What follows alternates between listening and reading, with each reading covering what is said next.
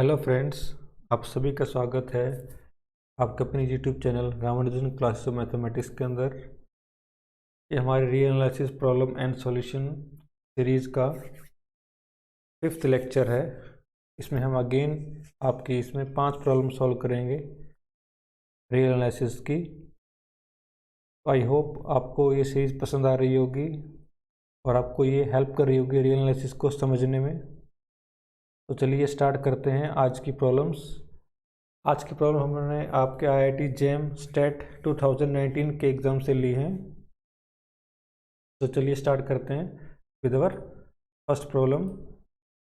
Late xn be a sequence of positive real numbers, then which of the following statement is always true. First option is if xn is convergent then sequence xn is monotonic. Now for this option, अगर हम xn को लेते हैं, suppose if my xn is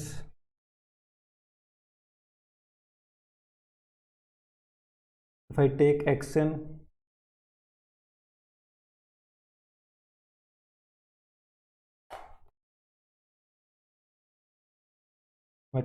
equals to 1 minus 1 by n. If n is even, this is 1 plus 1 by n if n is odd.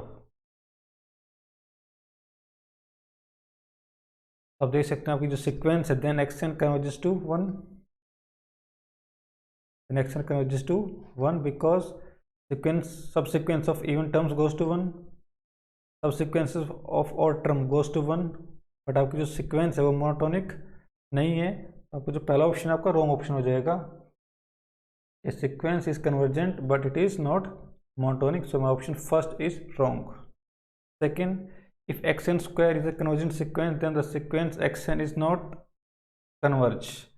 Is also wrong option because अगर मैं xn को लेता हूँ suppose यहाँ पे 1 by n, then both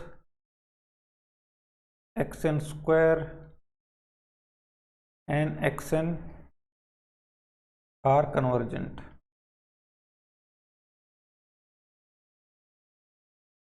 अब option b भी अब क्या हो जाएगा, रॉन्ग हो जाएगा।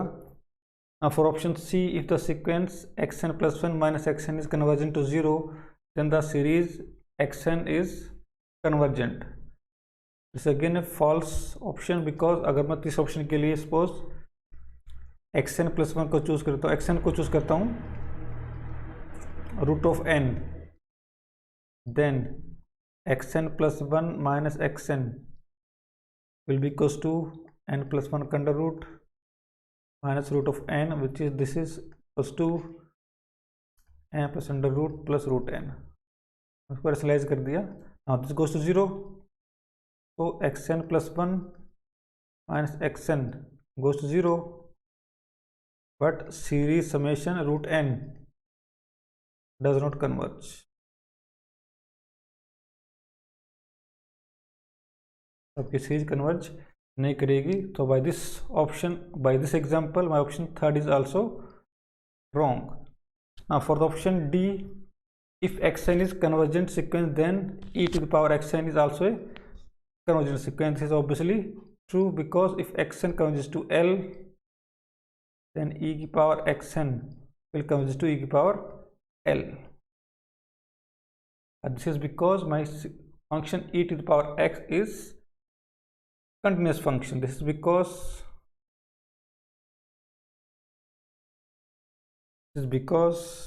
this option is true because f of x equals to e to the power x is a continuous function.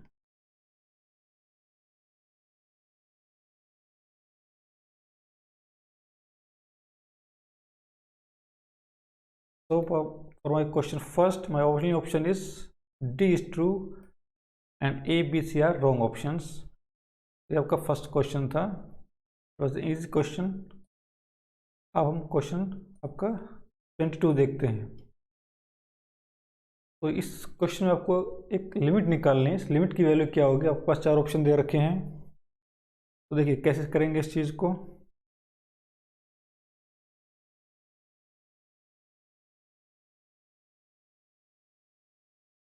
Okay, आपके पास सपोज हम इसको मान लेते हैं xn equals to 1 plus 1/2 1/3 up to 1/n upon pi की power n plus e की power n और की पावर 1/n इंटू में log ऑफ n। आपके पास ये आपकी सीक्वेंस है। अभी मैं यहाँ से क्या करूँगा, यहाँ से मैं पाई कॉमन निकाल लेता हूँ। Why pi? Because pi is bigger than e, because my pi is bigger than e, तो मैं यहाँ से पाई कॉमन निकाला, तो it implies this is 1 plus 1/2 to 1/n upon this is pi 1 plus e to the e upon pi to the power n 1/n, the log n. This is my xn. Now अभी मैं क्या करूँगा, इसको estimate करूँगा, किस चीज़ को, इस term को एस्टिमेट करूँगा, इस पूरी टर्म को मैं एस्टिमेट करूँगा। तो देखिए कैसे करेंगे इस चीज़ को।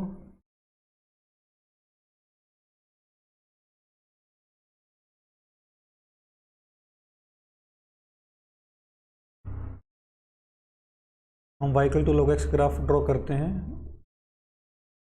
Not log x, it is 1/x। y equal to 1/x का ग्राफ ड्रॉ करते हैं, विल बी लाइक दिस।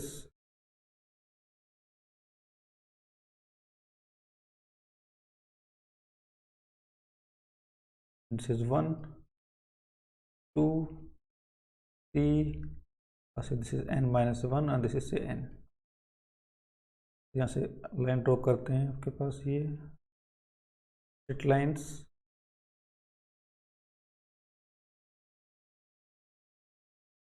ये रेक्टेंगल बना लेते हैं।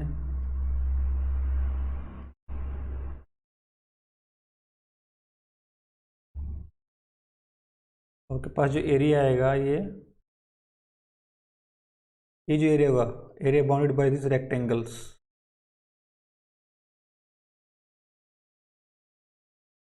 ये एरिया कितना होगा आपका, ये लेंथ कितनी है 1 यूनिट, ये हाइट कितनी आपकी 1 है, तो this area of this rectangle is 1, this length is again 1, but this height is 1/2, so area of this rectangle is half, and so on. So this is again 1, this is 1 upon n minus 1. So area of this all rectangles, area of all rectangles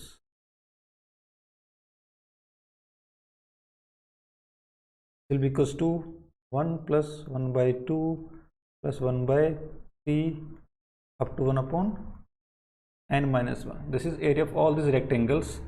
Obviously आपका जो area है, किस area से ज़्यादा है आपका, इस graph के एरिया से ज़्यादा है। ग्राफ का एरिया आपका पास ये है, this is the area of this graph from point 1 to n, this is the area. This area is smaller than the area of total rectangles. तो ये एरिया हम कैसे निकालेंगे, integral of 1 to integral of 1/x from 1 to n, so this is just log n, it means आपका ये total area है, यानी कि 1 plus 1/2 up to 1 upon n minus 1 is bigger than log n।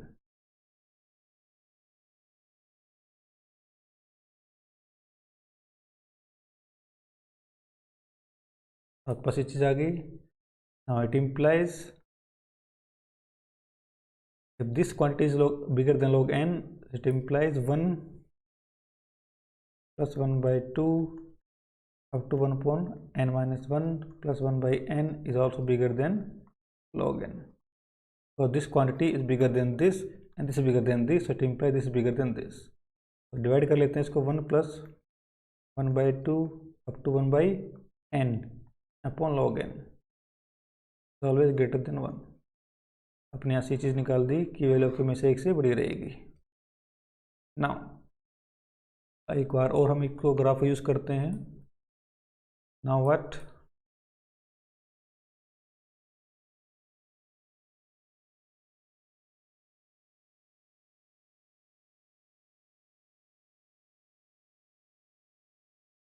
1 by x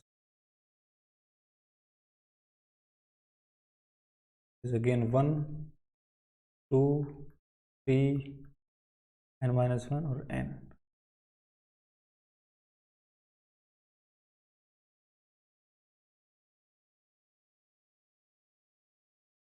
अब मैं इसको lower से approximate करूंगा, लोअर एरिया से.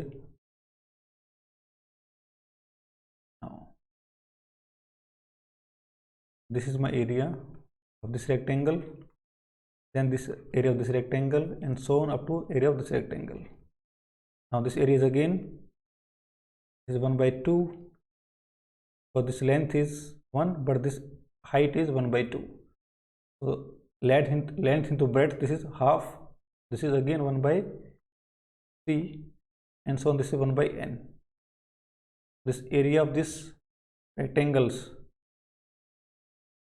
area of all rectangles, is equals to 1 by 2 plus 1 by 3 up to 1 by n. But area of the graph under 1 by x from 1 to n is again log n, and this area is log n equals to integration 1 by x dx from 1 to n. But this area is now bigger than area of rectangle, so it implies log n is bigger than, in this case, 1 by 2 plus 1 by 3 up to 1 by n. आपका log n की value इस case में इससे ज़्यादा है. Now adding 1 both side, it implies 1 upon log n plus 1 is greater than 1 by 2, 1 plus 1 by 2 plus 1 by 3 up to 1 by n upon log n. मैंने दोनों side log n से divide कर दिया इस इनइक्वलिटी के. वापस ये चीज़ आ गई, यहाँ से मुझे क्या मिला finally? It implies 1 plus 1 by 2 up to 1 by n upon log n is less than 1 plus 1 by log n.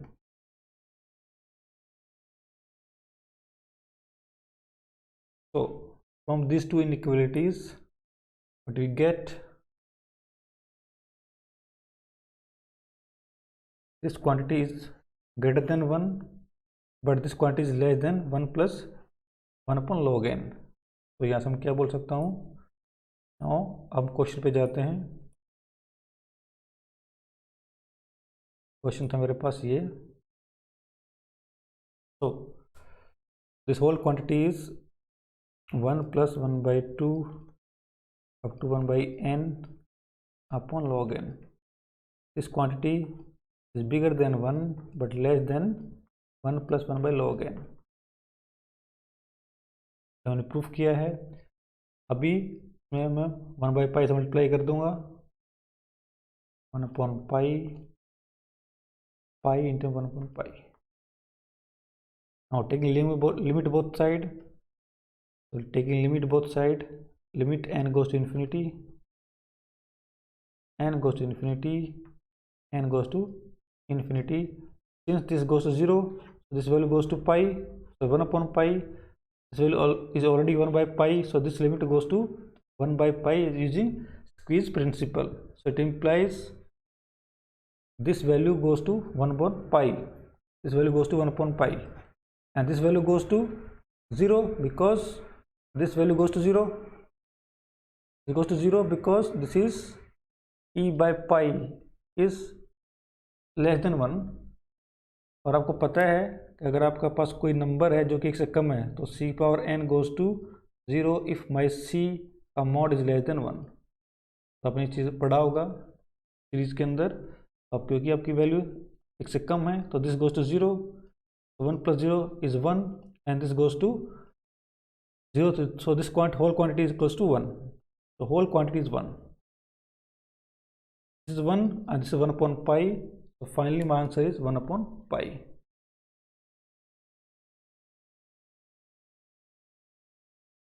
So option A is correct, 1 upon pi.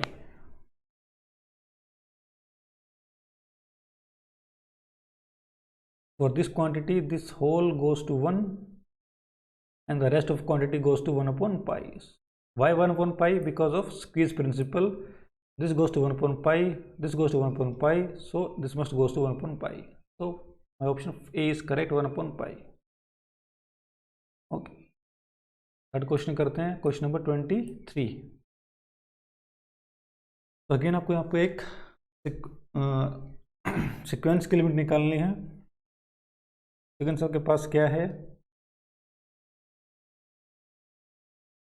Late a n equals to n plus 1 under root plus n plus 2 under root plus up to n plus n under root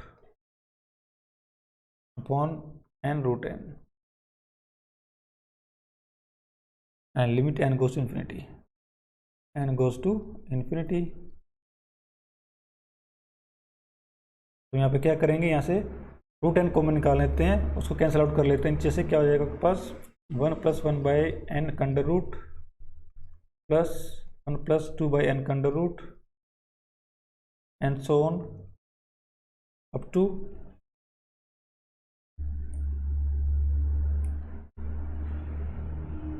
one plus n upon n under root upon n on limit n goes to infinity.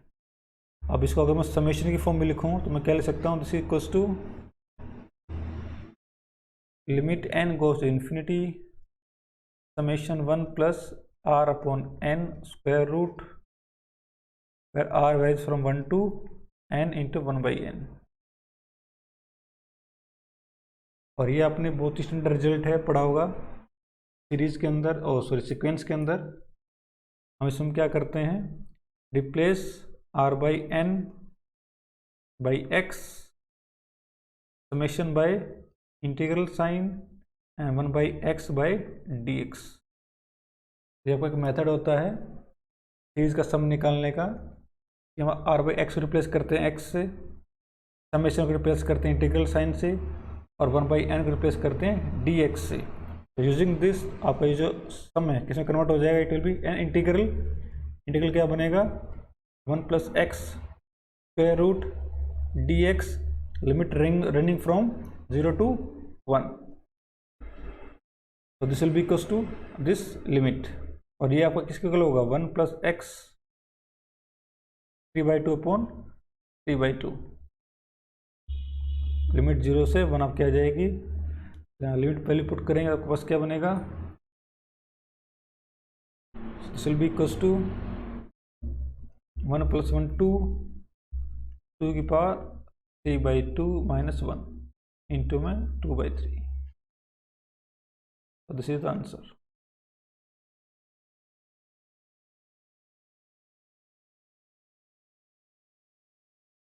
So this is 2 की power 3/2 minus 1. This answer is 2 की power 3/2 minus 1 into में 2/3. इस हमने क्या किया है? इस हमने पहले रूट n को निकाला, रूट n को हमने रूट n से कैंसिल आउट कर दिया. उसके बाद आपका हमने इसको समेशन की फॉर्म में लिखा, r by n की फॉर्म में. Then using the standard result आपका r by n को हम रिप्लेस कर दिया x से, समेशन को मैंने रिप्लेस कर दिया इंटीग्रल साइन से, and then finally 1 by x n को रिप्लेस कर दिया मैंने dx से, और इस इंटीग्रल को मैंने सोल्व कर लिया. आपके पास इसका आंसर आ जाएगा. Now next question, question number 24. Okay, देखिए क्वेश्चन क्या है.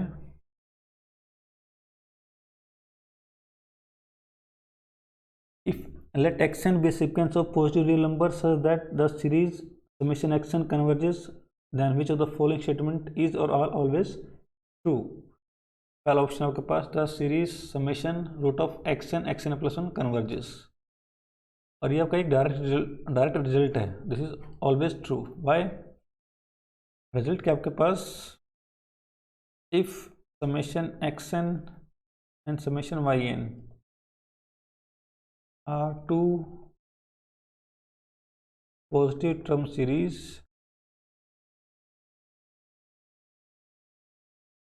ध्यान रहे यहाँ पे आपके टर्म कैसे पॉजिटिव टर्म की सीरीज हैं। Then if xn y and 2 positive term series which are convergent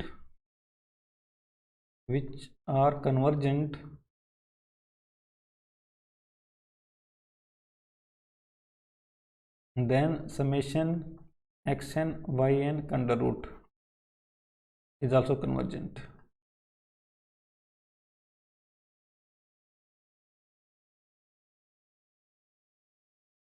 तो अगर आपके पास दो सीरीज हैं x n y n positive term की सीरीज हैं और दोनों क्या कर रही है कन्वर्ज कर रही हैं, then summation x n y n under root is also convergent. Why this is so? This is because x n y n under root always less than equals to x n plus y n by 2.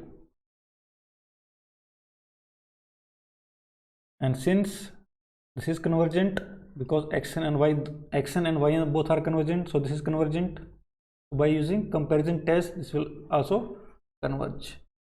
तो आपको ये result याद रखना है. This is most important result. This is most important result आपका, ये आपको ये पता होना चाहिए. अगर आपके पास दो सीरीज हैं with positive term and both are convergent, then summation x and y and root is always convergent. Now this is again just straightforward application of this result, option A. यहाँ हमने पहले सीक्वेंस के पास क्या है xn है और दूसरी जो सीक्वेंस yn इसको मान लेता हूँ मैं xn प्लस 1. अब xn और yn दोनों क्या है कन्वर्जेंट हैं, so using this result this is also convergent, so my option A is true. Now option c, पहले ऑप्शन सी चेक करते हैं. Series summation sine square x n is convergent, is it true और false? Okay check करते हैं. Let y n equals to sine square x n. This is just sine square x n upon x n का whole square into xn का whole square. So it implies yn upon xn का whole square equals to sin xn upon xn का whole square. Now apply limit both side. So limit n goes to infinity, this value is 1. This is limit is 1. Why this is 1? Because my series xn is convergent, so this xn goes to 0. Since this is convergent sequence, so this xn goes to 0. So by formula sin x by x, using sin x by x goes to 1 as x goes to 0. Using this result, this is equal to 1. So by limit comparison test, both summation yn and summation xn square both converge or diverge together. दोनों एक साथ converge होंगे, दोनों एक साथ diverge होंगी. But आपका summation action क्या है कन्वर्जेंट है. Summation action is convergent. It implies summation xn square is also convergent. So my summation x square is convergent, summation xn square is convergent, so it implies my summation yn is also convergent by limit comparison test. So this is true. Now option D, the series summation root of xn plus root of 1 plus root of xn converges. This is true or false? This is false result. Why? Because अगर आप यहाँ पे action जगह लेता हूँ suppose मैं 1 by n square, तो माई summation action is convergent जो कि मुझे क्वेश्चन में गिवन है. बट ये क्वांटिटी क्या बनेगी इस केस में 1 by n upon 1 plus 1 by n. This will B 1 upon 1/n, and this is summation 1 upon 1/n is not convergent. So this option is wrong. Now we are left with option B. Problem क्या है, आपके पास एक series है positive term की जहाँ पे आपकी series क्या कर रही है, कन्वर्ज कर रही है. Then you have to check limit n goes to infinity n xn equal to 0. Is this true always? देखिए अगर मैं एक्शन को लेता हूँ 1/n², this is true. But वो पूछ रहा है क्या ये स्टेटमेंट हमेशा ट्रू होगी, ऑलवेज ट्रू है? Answer is no. वाई?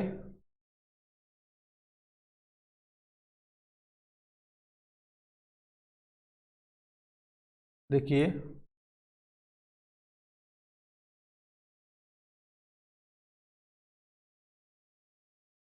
मैं एक सीक्वेंस डिफाइन करता हूँ. Let xn is a sequence which is 1/n if n is perfect square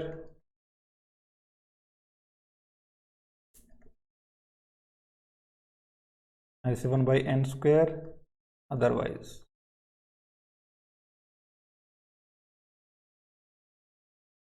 तो मैंने सीक्वेंस डिफाइन किया है xn केवल 1/n होगी अगर आपका n क्या परफेक्ट स्क्वायर है, इट इज 1/n². अदरवाइज अगर आपका n परफेक्ट स्क्वायर नहीं है तो उसकी वैल्यू कितनी होगी, 1/n² होगी. Then summation xn is convergent. You can prove it. जो आपका होमवर्क है, आपको प्रूफ करना है कि आपकी जो सीरीज बन रही है क्या, कैसी सीरीज होगी, एक कन्वर्जेंट सीरीज होगी. But nxn is not converging to 0, not converging to 0. Why? Because nxn की वैल्यू कितनी होगी, 1 when n is perfect square. This is equals to 1 when n is perfect square, when n is perfect square.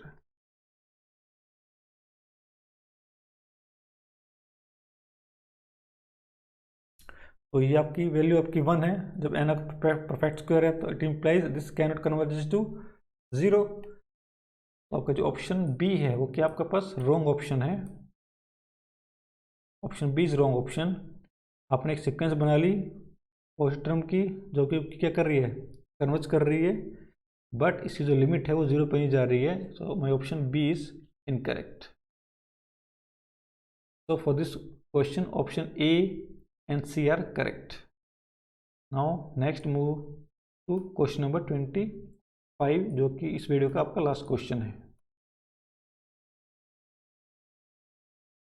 Question क्या आपके पास, you have to find summation this sum of this series. इस series को sum निकालना है. तो देखिए कैसे करेंगे.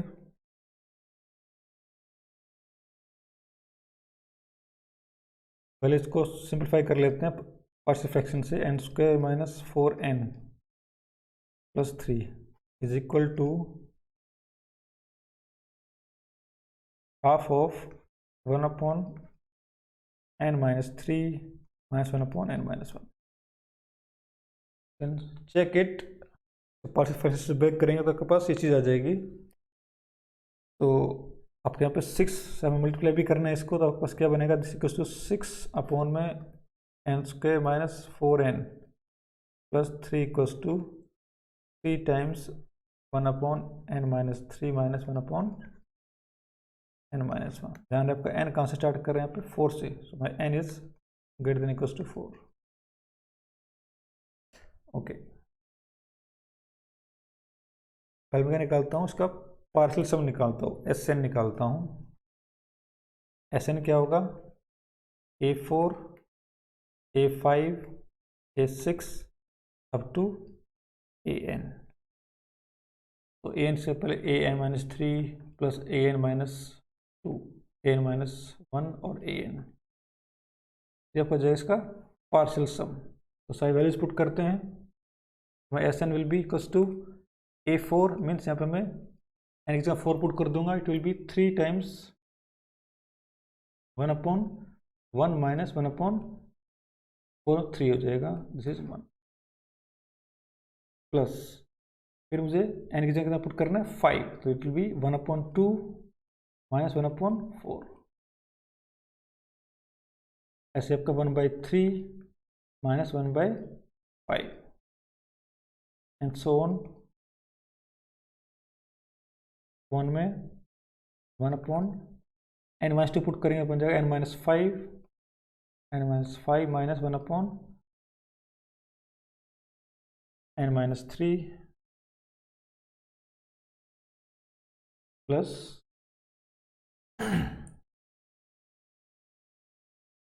पुट करेंगे n-1 तो आपका बन जाएगा 1/n-4 1/n-2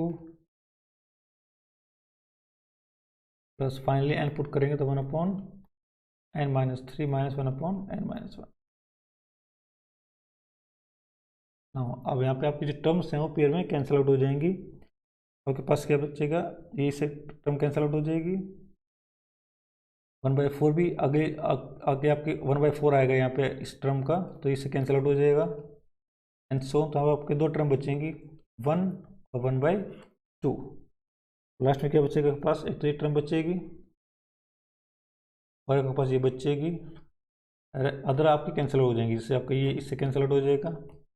ऐसे ये आपके बाहर आगे वाले इस इधर वाले टर्म से कैंसिल आउट हो जाएगी। तो फाइनली आपके पास क्या बच्चा है यहाँ पे, s n equals to 3 times 1 plus 1/2 minus 1/n-2 minus 1/n-1।